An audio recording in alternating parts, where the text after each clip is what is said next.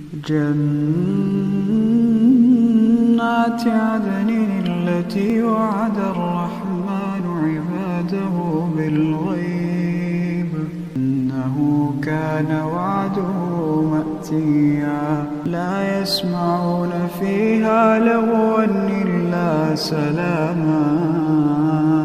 ولهم رزقهم فيها بكرة وعشيا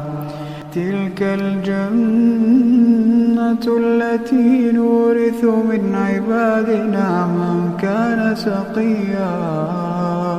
وما نتنزل إلا بأمر ربك له ما بين أيدينا وما خلفنا وما بين ذلك وما كان ربك نسيا.